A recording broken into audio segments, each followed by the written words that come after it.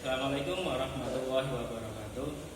Bagaimana kabarnya hari ini? Semoga tetap baik-baik saja dan jaga kesehatan serta pikiran kita supaya tetap sehat, tetap dalam lindungan Allah Subhanahu wa taala untuk menjalani hari ini dengan penuh semangat.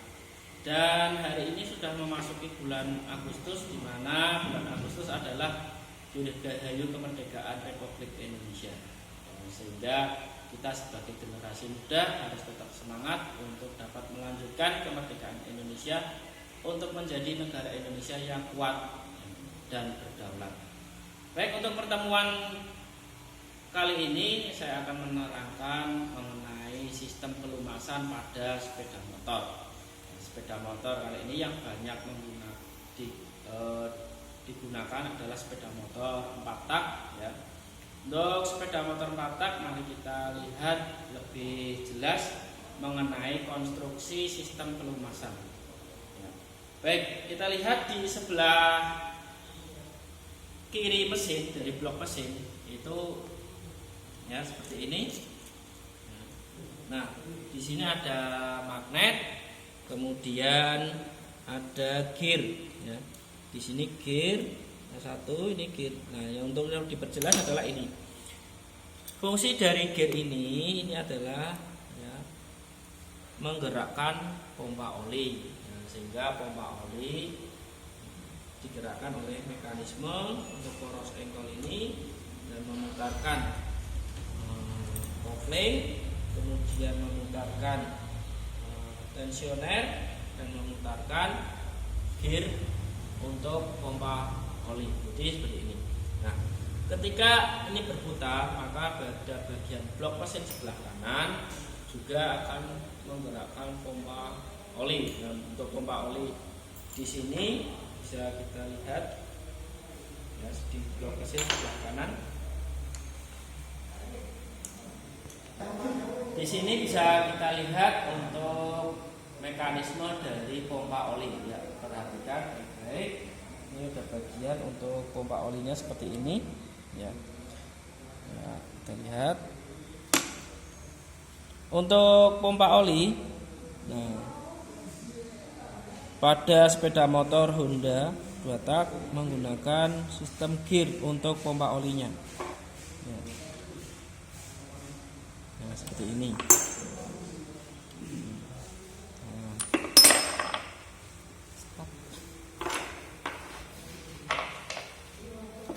Untuk mekanisme dari pompa oli. Nah, ini berhubungan dengan gear yang tadi sebelah blok mesin sebelah kiri. Ini masuk di dalamnya. Nah, konstruksinya. Dan ini akan berputar seperti ini. Nah, perputaran di sini ini ada letak di celah-celahnya itu ada oli. Nah, oli tersebut nanti akan dipompa melalui sini ya. Akan terpompa. Nah, dari sini akan lewat sini ya, titik lubang ini. Nah, perhatikan ya. Jadi untuk lubang ini merupakan lubang untuk saluran oli ke atas ke kepala silinder ya, jadi nanti akan sampai di sini ya. Nah, ini akan sampai kepala silinder sebelah sini ya. Jadi ini kalau menaruh perpak jangan sampai tertutup oleh lem, berbahaya kalau terjadi ya, karena itu untuk saluran ini.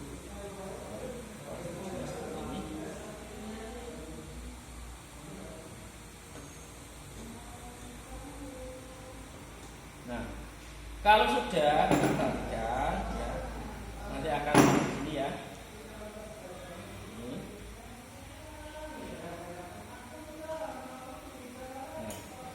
Berarti nanti untuk lubang yang di sini,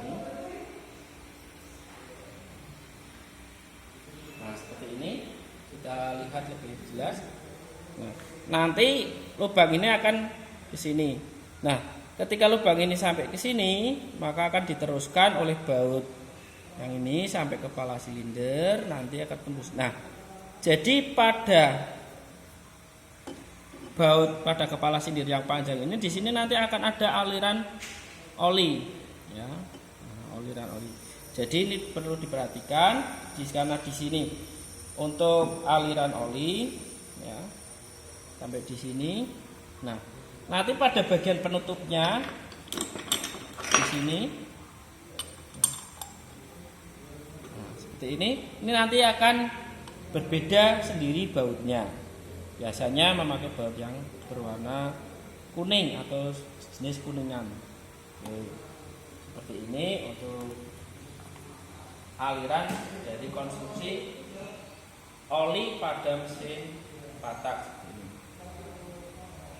Nah, setelah itu nanti akan kembali lewat sini, mengalir ke sini pada bagian rantai.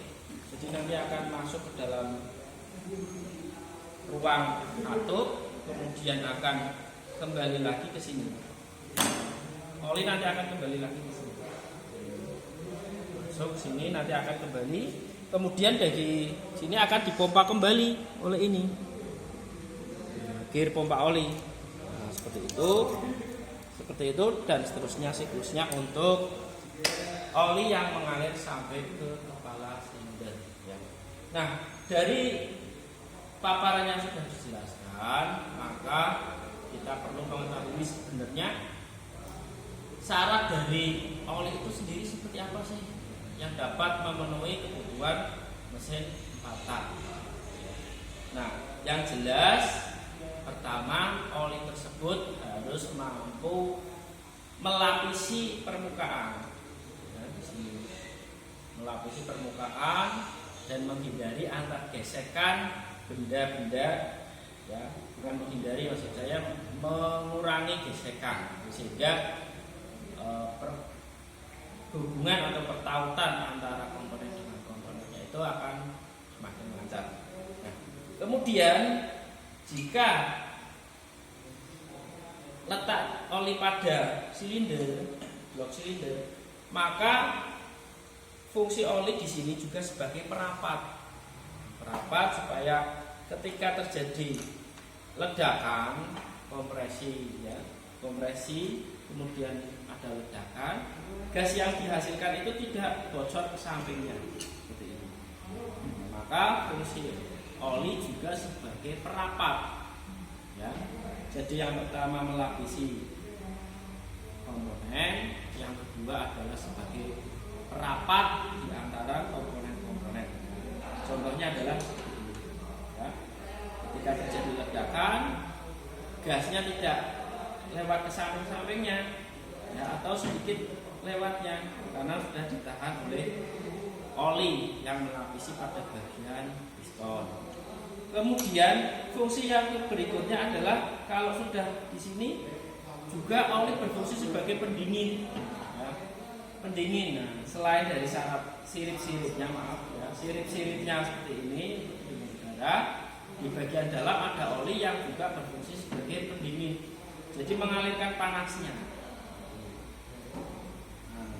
panas oli, ya, sehingga mudah untuk mengalirkan panas dan mudah mesin bisa mencapai panas yang rata sehingga lebih cepat untuk didinginkan. Kemudian setelah bagian di dalamnya tentunya ada beberapa komponen yang mengalami keausan. Nah, keausan tersebut nanti akan tersebar di beberapa bagian mesin. Nah, kemudian kalau terjangkau oleh pelumasan, maka fungsi pelumasan, fungsi oli itu nanti juga sebagai pembersih sehingga mengangkut, ya, mengangkut bram atau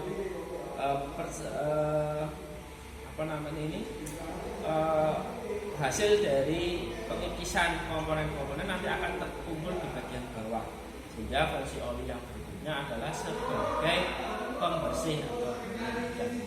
Kemudian dari fungsi oli tersebut, ya, tentunya fungsi oli juga tahan terhadap panas supaya ketika oli terkena panas itu tidak menjadi memuai atau berubah, misalkan tambah encer dan lain sebagainya. Itu untuk menghindari demikian, maka oli juga harus tahan terhadap panas. Nah, kemudian kita lihat pada bagian ini, sebagai contoh seperti ini. Ketika oli masuk dalam celah-celah bagian komponen mesin, maka fungsi oli sebagai bantalan diperlukan di sini, sehingga ini perputaran ini di sela-selanya akan berfungsi sebagai bantalan, sehingga tidak terjadi aus akhirnya seret atau gosong ini kalau jadi demikian. Kemudian kalau kita perhatikan di dalam mesin itu tentunya tidak boleh terjadi karat ataupun istilahnya itu di sini terkikis atau berkarat maka fungsi oli sebagai pelapis juga menghindari untuk sifat mesin yang bersifat besi yang berkarat.